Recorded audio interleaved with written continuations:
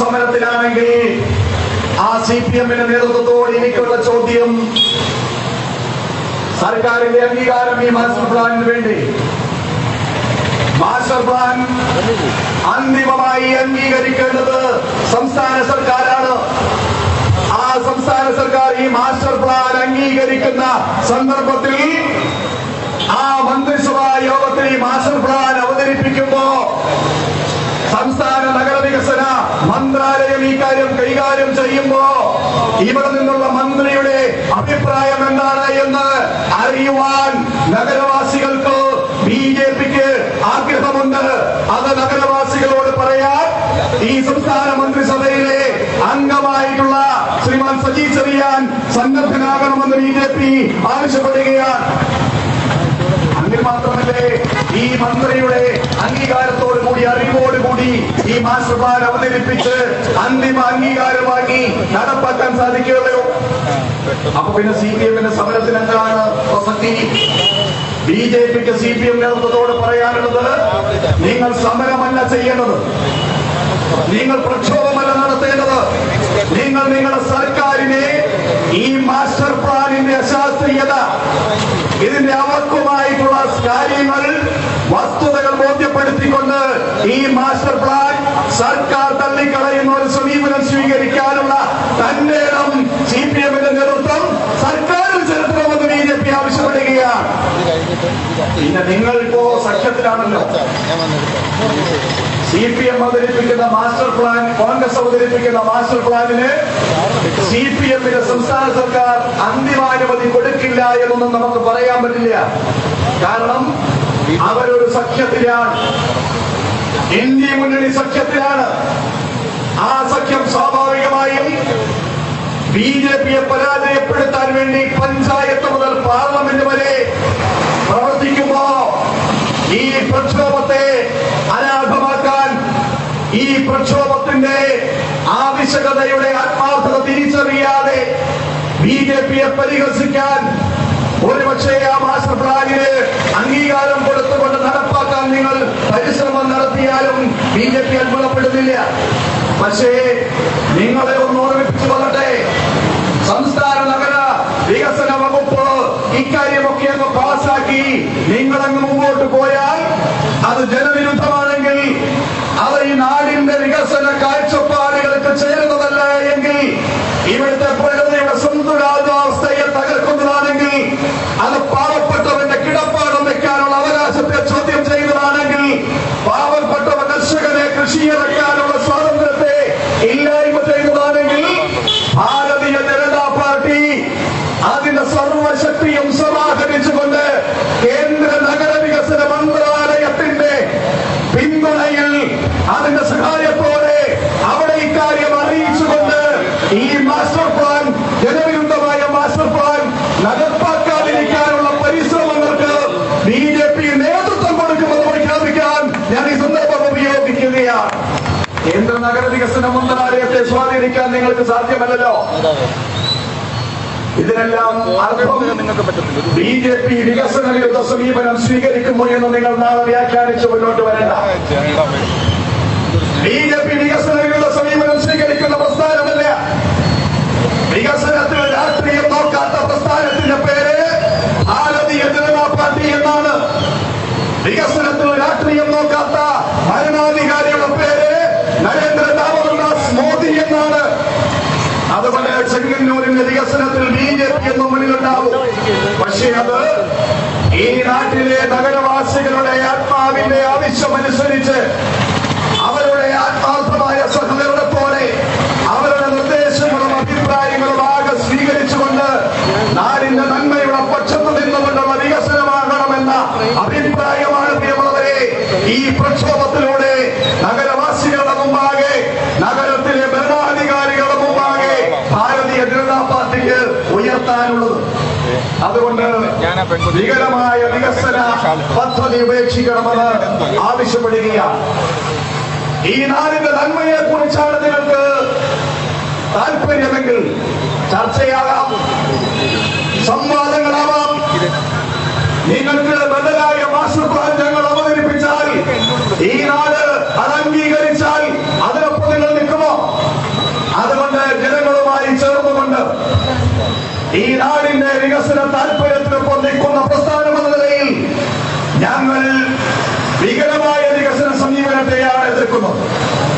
ഞാൻ വല്ലാണ്ട് പരത്തി ഈ മാസ്റ്റർ പ്ലാനിനെ കുറിച്ച് പറയണമെന്ന് ഇനിയും ആഗ്രഹിക്കുന്നില്ല. നമുക്ക് ആവശ്യം ഈ നാടിന്റെ നന്മയുടെ പക്ഷത്ത് നിന്നുകൊണ്ടുള്ള മുന്നോട്ട് പോക്കാൻ. ഏറെക്കാലം പഴക്കമുള്ളതാണ് ഈ നഗരസഭ. ആലപ്പുഴ ജില്ലയിലെ പഴക്കമുള്ള നഗരസഭകളുടെ ചരിത്രം പരിശോധിച്ചാൽ ഏറെക്കാലം മുൻപുള്ള നഗരസഭയാണ് ചെങ്ങന്നൂരിലെ നഗരസഭ. ശബരിമലയുടെ ഇടത്താവളം ഉൾപ്പെടുന്ന നഗരസഭ, ചെങ്ങന്നൂർ മഹാദേവ ക്ഷേത്രം അടക്കമുള്ള മഹാക്ഷേത്രങ്ങളുടെ പ്രദേശമായിട്ടുള്ള ചെങ്ങന്നൂർ നഗരസഭ. അവിടെ അവതരിപ്പിക്കുന്ന ഒരു വികസന പദ്ധതിക്ക് ആധ്യാത്മികതയുടെ അടിത്തറയുണ്ടാകണം, പൈതൃക ടൂറിസത്തിന്റെ കാഴ്ചപ്പാടുണ്ടാവണം, നദീ സംരക്ഷണം ഉണ്ടാവണം, കാർഷിക മേഖലയുടെയും വ്യവസായ മേഖലയുടെയും ഗതാഗത മേഖലയുടെയും ഒക്കെ പരിരക്ഷയും പരിചരണവും ഉറപ്പുവരുത്തിക്കൊണ്ട് വേണം ഒരു മാസ്റ്റർ പ്ലാൻ ഇവിടെ അവതരിപ്പിക്കാൻ. അതൊന്നുമല്ല എന്ന് തിരിച്ചറിഞ്ഞുകൊണ്ടാണ് BJP നിരവധി നാളുകളായി പ്രക്ഷോഭം ഇവിടെ സംഘടിപ്പിച്ചുകൊണ്ടിരിക്കുന്നത്. അതിന് മറ്റൊരു രൂപമായിട്ടാണ് ഇന്ന് ജില്ലാ അധ്യക്ഷന്റെയും കൗൺസിലർമാരുടെയും നേതൃത്വത്തിൽ ഇത്തരമൊരു ഉപവാസ സമരം ഇവിടെ സംഘടിപ്പിച്ചിട്ടുള്ളത്. ഇതിന്റെ ആത്മാർത്ഥത മനസ്സിലാക്കി, ഇതിന്റെ ഗൗരവം മനസ്സിലാക്കി നഗരസഭാ ഭരണാധികാരികൾ ഒരു സർവകക്ഷി യോഗം വിളിച്ചു ചേർത്ത് എന്താണ് ഈ നാടിന്റെ സ്പന്ദനമെന്ന് തിരിച്ചറിയാനുള്ള സന്ദർഭമൊരുക്കണമെന്ന് BJP ആവശ്യപ്പെടുകയാണ്. പ്രിയമുള്ളവരെ, ഇന്ന് ഓഗസ്റ്റ് മാസം 13-ാം തീയതിയാണ്. 2 ദിവസം കഴിഞ്ഞാൽ നമ്മുടെ രാജ്യത്തിന്റെ 78ാമത് സ്വാതന്ത്ര്യ ദിനാഘോഷം നാം എല്ലാം അഭിമാനത്തോടെ അത്യധികം ആഹ്ലാദത്തോടെ ആഘോഷിക്കാൻ കാത്തിരിക്കുകയാണ്. ഭാരതീയ ജനതാ പാർട്ടി അതിന് ദേശീയ അധ്യക്ഷന്റെ ആഹ്വാനം അനുസരിച്ച് ദേശവ്യാപകമായി ദേശീയ പതാക വീടുകളിൽ ഉയർത്തി തിരംഗയാത്രയുമായി പോകുകയാണ്. നാളെ ദേശീയ തലത്തിൽ ഭാരതീയ ജനതാ പാർട്ടി വിഭജനത്തിന്റെ സ്മൃതിദിനം ആചരിക്കുകയാണ്. മറ്റന്നാളിൽ നമ്മുടെ രാജ്യം 78ാമത് സ്വാതന്ത്ര്യ ദിനം ആഘോഷിക്കുമ്പോ പ്രിയമുള്ളവരെ മനസ്സിലേക്ക് ഓടി വരുന്നത് 2023 ഓഗസ്റ്റ് മാസം 15-ാം തീയതി ഡൽഹിയിലെ ചെങ്കോട്ടയിൽ രാജ്യത്തിന്റെ ദേശീയ പതാക ഉയർത്തിക്കൊണ്ട് ഇന്ത്യയുടെ പ്രധാനമന്ത്രിയായിരുന്ന നരേന്ദ്രമോദി നടത്തിയ പ്രസംഗമാണ്. അന്ന് വൈകുന്നേരത്തെ കേരളത്തിലെ ഭാഷാ മാധ്യമങ്ങളുടെ ചർച്ചാ വിഷയം ആരാധനായ പ്രധാനമന്ത്രിയുടെ പ്രസക്തമായ പ്രഖ്യാപനത്തിന്റെ തലക്കെട്ടായിരുന്നു.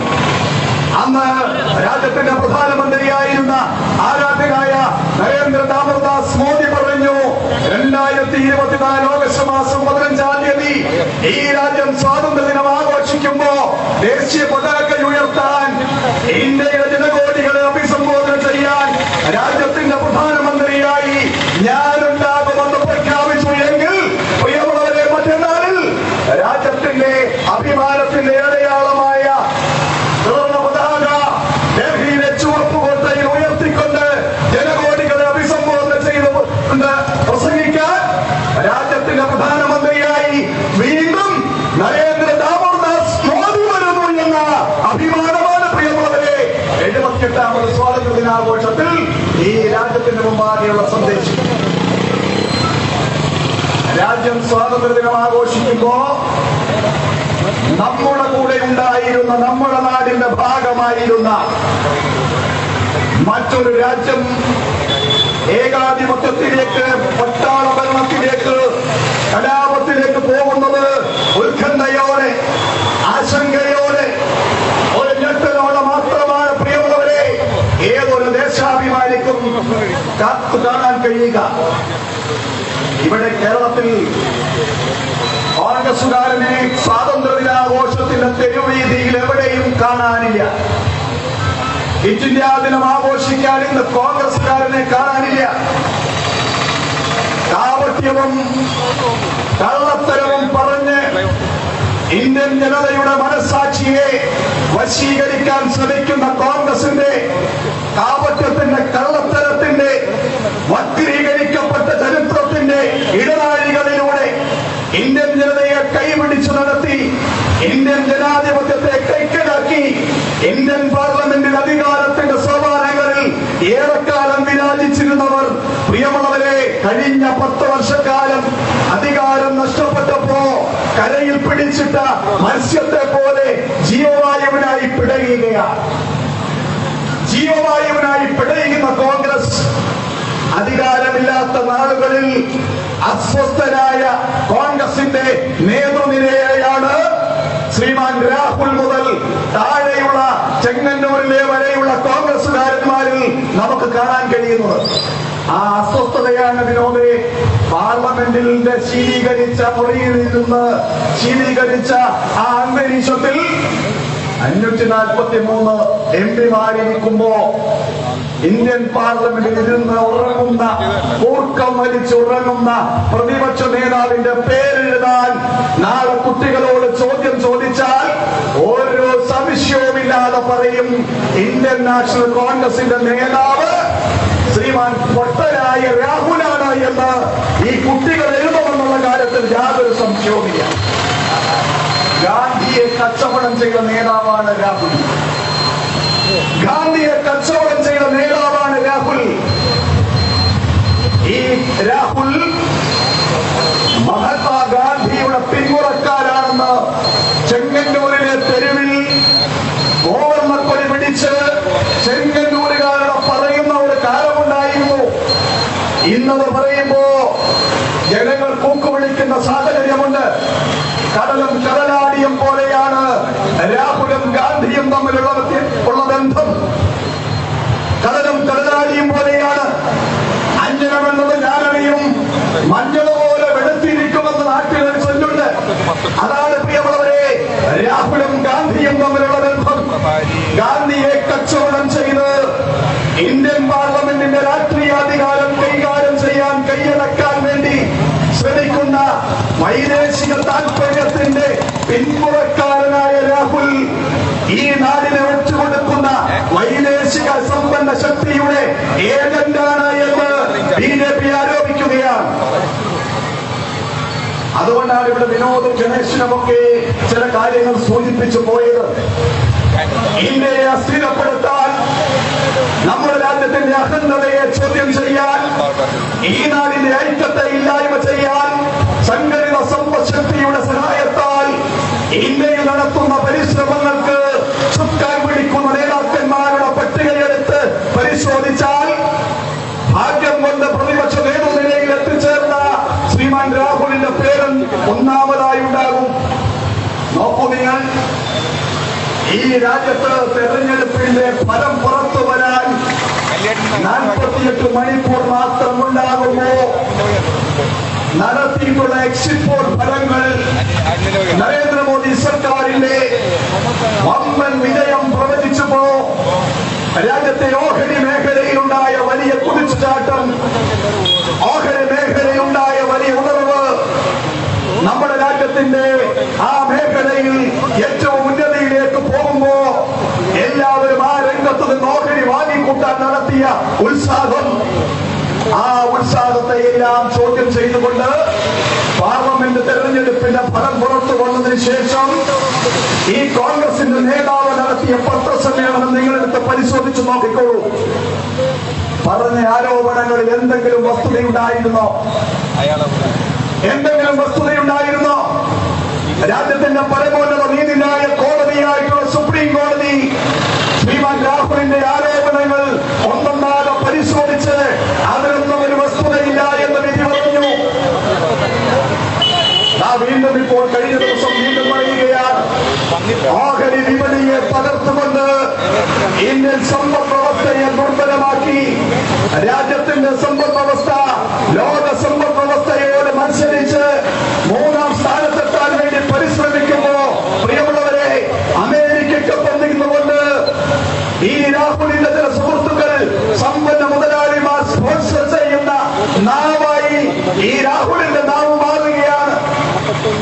ആ രാഹുൽ നയിക്കുന്ന കോൺഗ്രസുകാരന് അഭിമാനത്തിന്റെ അടയാളമായിട്ടുള്ള ത്രിവർണ്ണ പതാകയും ഏന്തി ഭാരത് മാതാ കീ ജയ് വിളിച്ച് ഈ ചെങ്ങന്നൂരിന്റെ തെരുവിൽ ചിറ്റില്ലാദിനം ആഘോഷിക്കാൻ, സ്വാതന്ത്ര്യ ദിനാഘോഷം സംഘടിപ്പിക്കാൻ അവൻ ആത്മധൈര്യം നഷ്ടപ്പെടുന്നു, അവൻ ആത്മാഭിമാനം നഷ്ടപ്പെടുന്നു.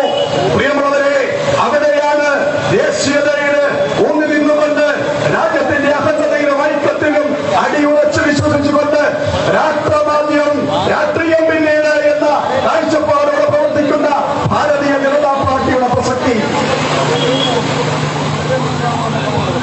വരുന്ന കാര്യങ്ങൾ എന്താണ്? രാഹുൽ, കോൺഗ്രസിന്റെ നേതാവ് രാഹുലിന്റെ സുഹൃത്തുക്കൾ ആരൊക്കെയാണ് എന്ന് നിങ്ങൾ പരിശോധിക്കൂ. കാര്യം പറഞ്ഞു, വിനോദ് പറഞ്ഞു, ഗണേഷ് പറഞ്ഞു, ഞങ്ങൾ ആവർത്തിക്കുന്നില്ല. ജോർജ് സോറസ്, മഹേഷൊക്കെ ഇവിടെ നിൽക്കുന്നുണ്ട്, ഭൗതിക ജീവികളാണ്. ജോർജ് സോറസ് അമേരിക്കയിലെ സമ്പന്നനായ വ്യവസായി. എന്താ താല്പര്യം? ഇന്ത്യയെ തകർക്കണമെന്നാണ് താല്പര്യം. ഇന്ത്യയെ തകർക്കണമെന്നാണ് താല്പര്യം. ഇന്ത്യയെ തകർക്കാൻ ഇന്ത്യയിലെ കോൺഗ്രസുകാരനെ ഉപയോഗിക്കുകയാണ്. പ്രിയമുള്ളവരെ, നമ്മുടെ രാജ്യത്തിന്റെ ഭാഗമായിരുന്ന ബംഗ്ലാദേശ്, അവർക്ക് ഓഗസ്റ്റ് 15 വലിയ പ്രാധാന്യമുള്ള ദിവസമാണ്. അവിടെ വേട്ടയാടപ്പെടുന്ന ആളുകളുടെ ദൈന്യതയുടെ ചിത്രം ദേശീയ മാധ്യമങ്ങൾ ഒപ്പിയെടുത്ത് പ്രചരിപ്പിക്കുമ്പോ, പ്രിയമുള്ളവരെ, അരുതേ എന്ന് പറയാൻ ഇവിടെ കോൺഗ്രസുകാരന്റെ നാവ് ചലിക്കുന്നില്ല. അരുതേ എന്ന് പറയാൻ കോൺഗ്രസിന്റെ നാവ് ചലിക്കുന്നില്ല. പാടില്ല എന്ന് പറയാൻ മാനവികതയുടെ അടയാളം എന്ന് പറയുന്ന, മാനിശാല എന്ന് പാടി നടക്കുന്ന, മാർക്സിസ്റ്റ് പ്രത്യയശാസ്ത്രം പേറി നടക്കുന്ന നേതാക്കന്മാരാരും തയ്യാറാകുന്നില്ല. പ്രിയമുള്ളവരെ, കവികളും കലാകാരന്മാരും സാഹിത്യകാരന്മാരും ആരും വരുന്നില്ല. എന്തുകൊണ്ടെന്ന് ചോദിച്ചാൽ, ബംഗ്ലാദേശിലെ ന്യൂനപക്ഷം അത് ഹിന്ദുവാണ്. അവൻ വേട്ടയാടപ്പെടട്ടെ, അവൻ പീഡിപ്പിക്കപ്പെടട്ടെ, അവൻ കല്ലെറിയപ്പെടട്ടെ എന്ന നിലയിലുള്ള ചിന്ത വരുമ്പോ ഇത് നൽകുന്ന സന്ദേശം ഉത്കണ്ഠയുളവാക്കുന്നതാണ്, ആശങ്കയുളവാക്കുന്നതാണ്, അമ്പരപ്പുളവാക്കുന്നതാണ്. പ്രിയമുള്ളവരെ, 78ാമത് സ്വാതന്ത്ര്യ ദിനാഘോഷത്തിന് നമ്മുടെ രാജ്യം തയ്യാറെടുക്കുമ്പോ കരുതിയിരിക്കേണ്ട നാടിന്റെ പട്ടികയിൽ കേരളമുണ്ട്. കരുതലോടെ കാത്തിരിക്കേണ്ട നാടിന്റെ പട്ടികയിൽ കേരളമുണ്ട്. ചില പ്രത്യേക തരത്തിലുള്ള പരിഷ്കാരങ്ങൾ മൗലിക സിദ്ധാന്തത്തിന്റെ ഉപാസകർ നമ്മളുടെ കേരളത്തിന്റെ തന്ത്രപ്രധാന മേഖലകളിലുണ്ട്. അവരൊരവസരം പാർത്തിരിക്കുകയാണ്. ബംഗ്ലാദേശിൽ സംവരണത്തിന്റെ പേരിൽ വിദ്യാർത്ഥി പ്രക്ഷോഭം ആരംഭിച്ചു. ബംഗ്ലാദേശ് വിമോചന സമരത്തിൽ ഏർപ്പെട്ടിരുന്ന ആളുകൾ 1971 സമര കാലഘട്ടമാണ് എന്ന് നാം മനസ്സിലാക്കണം. 1971 ബംഗ്ലാദേശ് വിമോചന കാലഘട്ടത്തിലെ പ്രക്ഷോഭത്തിൽ പങ്കെടുത്തവർക്ക് സർക്കാർ സംവരണം ഏർപ്പെടുത്തണമെന്നായിരുന്നു ആവശ്യം. 30% സംവരണം വേണമെന്ന് പറഞ്ഞു. സർക്കാർ കോടതി പറഞ്ഞു പാടില്ല. ബംഗ്ലാദേശിലെ കോടതി പറഞ്ഞു പാടില്ല. 5% സംവരണമേ പാടുള്ളൂ എന്ന് പറഞ്ഞു. ആ സമരം, പ്രിയമുള്ളവരെ, അവിടെ അവസാനിക്കേണ്ടിയിരുന്നില്ലേ? 5% സംവരണമേ പാടുള്ളൂ എന്ന് ആ രാജ്യത്തിന്റെ പരമോന്നത നീതിന്യായ കോടതി പറഞ്ഞപ്പോ അവിടുത്തെ സർക്കാർ ആ കോടതിയിൽ അപ്പീൽ പോയി. ആ അപ്പീലിൽ വിധിയും വിചാരണയും വരുന്നത് വരെ കാത്തിരിക്കാതെ പ്രക്ഷോഭം സംവരണത്തിന്റെ പേരിൽ ആരംഭിച്ച വിദ്യാർത്ഥി കാപാലിക അക്രമിക്കൂട്ടം ഹൈന്ദവ സ്ഥാപനങ്ങൾ ആക്രമിക്കാൻ, അവിടുത്തെ ന്യൂനപക്ഷ ആരാധനാലയങ്ങൾ ആക്രമിക്കാൻ, ബൗദ്ധക്ഷേത്രങ്ങൾ തകർക്കാൻ എല്ലാം നടത്തിയിട്ടുള്ള പരിശ്രമങ്ങൾ സാമൂഹ്യ മാധ്യമങ്ങൾ വഴി നമ്മൾ അറിഞ്ഞതാണ്. എന്റെ കേരളത്തിൽ മതേതരന്മാർ മിണ്ടാതിരിക്കുന്നു? എന്റെ കേരളത്തിൽ സമാധാനത്തിന്റെ, സ്നേഹത്തിന്റെ, കരുതലിന്റെ മെഴുകുതിരി ചെങ്ങന്നൂരിന്റെ തെരുവിലെവിടെയും കത്തിക്കാണുന്നില്ല? എന്റെ മൗനജാഥകൾ ഉണ്ടാകുന്നില്ല? പ്രിയമുള്ളവരെ, ഈ ചോദ്യം നാം ചോദിക്കേണ്ടിയിരിക്കുന്നു. ഈ ചോദ്യം ചോദിക്കാത്തത് കൊണ്ടാണ് ഇവിടെ നിന്ന് കൊടിക്കുന്നിൽ സുരേഷ് തെരഞ്ഞെടുക്കപ്പെട്ടു പോയത്. ഈ ചോദ്യം നാം ചോദിക്കാത്തത് കൊണ്ടാണ് ഇവിടെ നിന്ന് സജി ചെറിയാൻ തെരഞ്ഞെടുക്കപ്പെട്ടു പോകുന്നത്. ഇവിടുത്തെ യഥാർത്ഥ മതേതരവാദിയുടെ, യഥാർത്ഥ ഹിന്ദുവിന്റെ ചിന്താശേഷിയെ വക്രീകരിച്ച്, വശീകരിച്ച്, വഴിതിരിച്ച് പിരിച്ചുവിട്ട് അവരുടെ കയ്യിലുള്ള രാജാധികാരമായ വോട്ട് കരസ്ഥമാക്കി അധികാരത്തിൽ അവരോധിതരായാൽ ഹിന്ദുവിനെ അവഹേളിക്കാൻ എല്ലാ അവസരവും ഉപയോഗിക്കുകയാണ്. അത് തന്നെയാണ് പ്രിയമുള്ളവരെ ചെങ്ങന്നൂരിന്റെ മാസ്റ്റർ പ്ലാനിലും കാണുന്നത്. ഇത് കായംകുളം നഗരസഭയിൽ നടക്കുമോ CPM? ഇത് കായംകുളം നഗരസഭയിൽ നടക്കുമോ കോൺഗ്രസ്? ഇത് ആലപ്പുഴ നഗരസഭയിൽ നടക്കുമോ കോൺഗ്രസ്? ഇത് ആലപ്പുഴ നഗരസഭയിൽ നടക്കുമോ CPM? ചെങ്ങന്നൂർ നഗരസഭയിൽ നടക്കുന്നത് മറ്റു ചില കാഴ്ചപ്പാടുകളുടെ പേരിലാണ് എന്ന് പറഞ്ഞാൽ മാർക്സിസ്റ്റുകാരൻ പറയും ക്രിസ്ത്യനികളുടെ നാടാണ് ചെങ്ങന്നൂർ എന്ന് പറയും, ക്രിസ്ത്യനികളുടെ നാടാണ് എന്ന് പറയും. അതുകൊണ്ട് ഞാൻ കൂടുതൽ വർത്തമാനം പറഞ്ഞ് നിർത്തുന്നില്ല. അശാസ്ത്രീയവും അപക്വവും മതിയായ കാഴ്ചപ്പാടില്ലാതെയും അവതരിപ്പിക്കപ്പെട്ടിട്ടുള്ള ചെങ്ങന്നൂരിലെ വികസന രേഖ ബന്ധപ്പെട്ടവർ പുനർവായനയ്ക്ക് വിധേയമാക്കുകയും വിശദമായ ചർച്ചയ്ക്കും വിശദമായ കൂടിയാലോചനയ്ക്കും വിധേയമായി മാത്രമേ നടപ്പാക്കാൻ പാടുള്ളൂ എന്ന് നിങ്ങളെ ഓർമ്മിപ്പിച്ചുകൊണ്ട്, അല്ല നിങ്ങൾ അധികാരത്തിന്റെ കരുത്തിന്റെ മുന്നണി രാഷ്ട്രീയത്തിന്റെ പിൻബലം ഉപയോഗിച്ചുകൊണ്ട് നിങ്ങൾ നടത്താൻ തീരുമാനിച്ചാൽ ചെറുത്തു തോൽപ്പിക്കാൻ ഏതു തരത്തിലുള്ള പ്രക്ഷോഭവും ഏതു തരത്തിലുള്ള സഹനമായ സമരവും സംഘടിപ്പിക്കാൻ ഈ നാട്ടിലെ ജനങ്ങളെ കൂട്ടുപിടിച്ചുകൊണ്ട് ഭാരതീയ ജനതാ പാർട്ടി ഉണ്ടാകുമെന്ന് സൂചിപ്പിച്ചുകൊണ്ട് ഈ പ്രക്ഷോഭത്തിന്, ഈ ഉപവാസ സമരത്തിന് എല്ലാ അഭിവാദ്യങ്ങളും അർപ്പിച്ചുകൊണ്ട് ഞാൻ എന്റെ വർത്തമാനം അവസാനിപ്പിക്കുന്നു. നന്ദി, നമസ്കാരം, വന്ദേ മാതരം.